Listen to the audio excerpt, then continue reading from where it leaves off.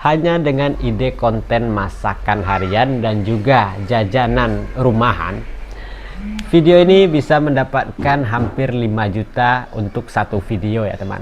Jadi satu video ini mendapatkan 4,6 juta, hampir 5 juta. Nah, jadi video kali ini kita akan membahas bagaimana cara membuat ide konten masakan itu supaya berkembang ya teman-teman. Nah, jadi sesuai ini dengan pertanyaan teman-teman di kolom komentar yang kemarin, Bang, sesekali bahas dong bagaimana triknya membangun channel masakan. Oke, karena kebetulan saya juga sudah pernah membahas, karena saya juga pernah di channel yang tema masakan, tapi tidak lanjut karena kokinya tidak sanggup lagi untuk masak, tidak ada waktu lagi. Jadi sekarang saya akan berbagi ilmu kepada teman-teman, bagaimana pengalaman saya dulu, apa ilmu yang saya dapat di konten masakan tersebut. Jadi bagaimana supaya channel masakan dari teman-teman itu bisa berkembang. Ada beberapa trik yang harus teman-teman lakukan supaya teman-teman yang sekarang fokus di tema masakan bisa berkembang ya. Nah, sekarang kita langsung saja. Nah, untuk di ide konten masakan ini ya teman-teman, memang agak sedikit berat ya. Kenapa saya katakan berat? Karena saingan kita itu cukup banyak. Jadi ide konten masakan ini salah satu ide konten yang banyak saingan. Dan saingannya bukan sembarangan juga. Banyak artis-artis yang tutorial tema-tema masakan ya. Ya, teman-teman bisa menilai sendiri. Dapurnya yang bagus, peralatan yang bagus. Jadi itu adalah suatu saingan yang sangat berat bagi kita. Tapi kalau kita bisa mengemas konten kita itu dengan bagus, bagaimana supaya penonton nyaman? Ya, tidak ada yang tidak mungkin. Nah, bagaimana triknya supaya kita bersaing di dunia permasakan ini? Nah, hal yang pertama di konten masakan itu yang harus teman-teman perhatikan dan harus teman-teman terapkan adalah jangan hanya pintar masak saja tapi tidak bisa menjelaskan di dalam video kita. Karena kebanyakan saya lihat kalau channel-channel konten masakan ini mereka hanya bisa masak atau pintar masaknya saja, tapi ketika menjelaskan di dalam videonya hanya menuliskan di videonya saja, mulai dari menunya dan bagaimana cara tutorialnya, langkah-langkah pertama, 2, ketiga, dan keempat sampai selesai. Jadi itu akan membuat penonton sedikit malas. Kenapa? Orang lebih suka mendengar daripada membaca, karena membaca itu terlalu membosankan dan juga membuat kita itu jenuh ya teman-teman. Tapi kalau kita hanya mendengar, itu akan membuat penonton itu lebih nyaman, karena di samping dia menonton video kita, dia juga bisa langsung mendengarkan bagaimana penjelasan kita, cara pembuatannya.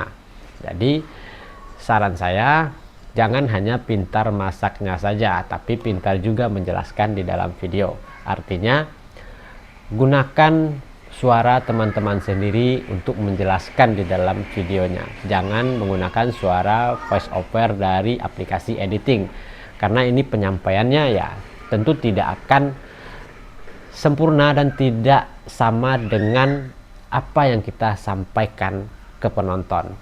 Dan juga ketika kita menyampaikan kepada penonton secara langsung dengan suara kita, itu akan membuat kita lebih dekat dengan penonton lagi, dan penonton juga nanti akan bertanya di kolom komentar kepada kita karena kedekatan itu tadi. Nah, itu hal yang pertama. Yang kedua yaitu pada bagian pemilihan judul ya teman-teman. Nah, ketika membuat ide konten masakan, hati-hati dalam pemilihan judul. Contoh, misalkan teman-teman membuat rendang. Nah, cara membuat rendang. Nah, kalau hanya sekedar judul cara membuat rendang, ya apa spesialnya masakan kita? Ya, semua orang bisa membuat rendang. Ya, mungkin 80% ya. Kalau tidak semua orang pun mungkin 80% saya rasa bisa membuat rendang. Cara menggoreng ikan. Ya, ini 100% kalau saya rasa semua orang bisa menggoreng ikan. Tapi buatlah judul yang menarik, yang sedikit wah dan beda dari orang lain.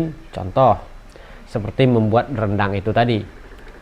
cara membuat rendang supaya dagingnya empuk. Nah, supaya dagingnya empuk itu kan berarti ada hal yang spesial di dalam masakan kita. Loh, bagaimana nih supaya membuat dagingnya empuk? Karena selama ini saya membuat rendang kok dagingnya selalu keras. Nah, itu bisa menjadi tanda tanya dari penonton itu tadi, sehingga mereka menonton video kita. Intinya, jangan membuat judul itu dengan bahasa yang datar saja. Berilah sedikit intonasi nada yang membuat penonton itu penasaran dengan masakan kita. Nah, itu dalam masalah judul ya teman-teman. Nah, sekarang dalam masalah editingnya. Nah, ketika kita bergelut di konten masakan, supaya penonton kita itu menonton video kita sampai habis, dalam proses editing, di awal video pembuka video kita harus meletakkan testimoni hasil dari masakan kita itu tadi. Jadi di awal video, ketika video pembuka, kita harus memperlihatkan kepada penonton hasil dari tutorial apa yang akan kita buat di video kita. Jadi kita harus memperlihatkan terlebih dahulu ini hasilnya, dan untuk hasilnya itu kita harus membuatnya sebagus mungkin, merekamnya, memvideokannya secantik mungkin supaya penonton tergiur dengan hasilnya itu tadi, sehingga mereka akan penasaran bagaimana sih cara pembuatannya. Karena dengan hasil yang mereka lihat itu tadi membuat mereka itu merasa, oh ini kelihatannya enak nih. Nah, sehingga mereka akan menonton nantinya. Jadi di awal video kita harus memperlihatkan hasilnya terlebih dahulu, setelah itu baru kita lanjut pada proses pembuatannya.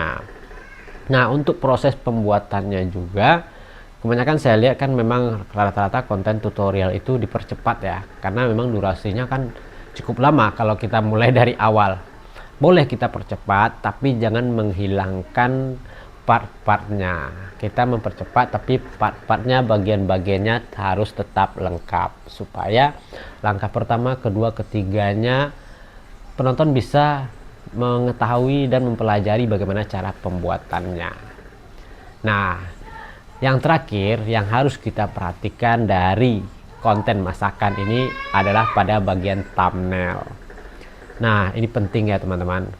Ketika thumbnail kita itu kurang bagus, fotonya blur, kamera kita kurang bagus, sebagus apapun hasil dari masakan kita, secantik apapun bagaimana cara kita meletakkannya pada sebuah mungkin piring atau segala macam, tapi kalau fotonya kurang bagus, pengambilan posisinya kurang pas, tentunya masakan kita tidak akan terlihat enak. Jadi ini ya bagian yang paling sulit kalau di konten masakan ya, mengambil sisi foto bagaimana supaya masakan kita itu terlihat lezat. Nah, itu perlu dipelajari. Coba teman-teman lihat konten-konten masakan, pelajari dari sisi mana mereka mengambil videonya, bagaimana cara mereka memfotonya, dari ataskah, dari sampingkah, atau dari mana. Jadi itu harus kita pelajari, karena ini adalah bagian terpenting. Ketika thumbnail kita itu kurang bagus, gambarnya blur, kurang terang, nah jadi apapun yang kita masak, walaupun masakan kita itu enak, tapi kalau tampilan utama di luar video kita itu kurang bagus, tentunya penonton tidak akan menonton video kita. Nah, jadi itulah pengalaman dari konten masakan dari saya. Semoga ini bermanfaat juga buat teman-teman, dan boleh teman-teman terapkan di video masakan teman-teman. Oke, semoga ini bermanfaat. Sampai jumpa di video berikutnya.